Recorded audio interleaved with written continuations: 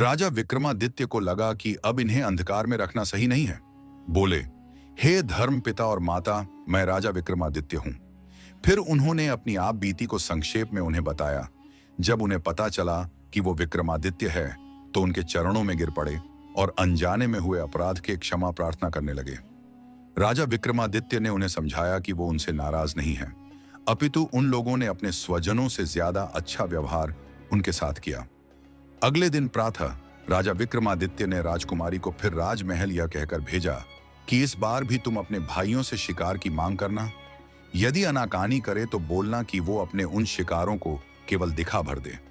जब वो शिकार को दिखाने पर राजी हो जाए और तुम्हें शिकार दिखा दे तो तुम उनसे पूछता कि उन शिकारों के कान और पूंछ कहाँ हैं। फिर विक्रमादित्य ने पिछली रात जंगल में घटी सारी घटना बता दी और एक थैला उन्हें थमा दिया। बोले, आखिर में तुम यह थैला उनके सामने पलट देना, फिर मेरे बारे में उन्हें बता देना।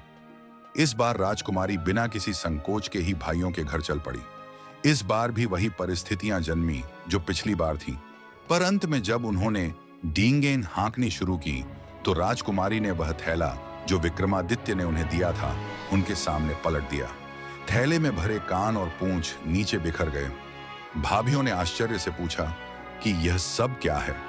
तब राजकुमारी बोली कि आप अपने पतियों से ही पूछो और उनसे पूछो कि कल रात पोखर का जल पीने का उन्होंने ने क्या भुगतान किया है।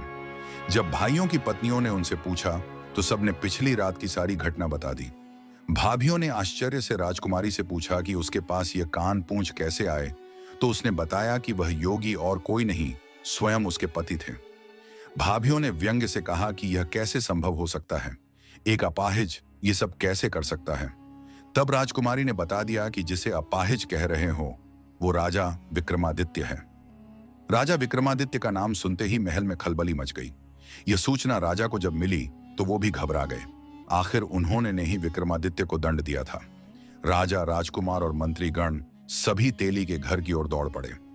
राजा और राजकुमार सभी राजा के पैरों में गिरकर क्षमा याचना करने लगे।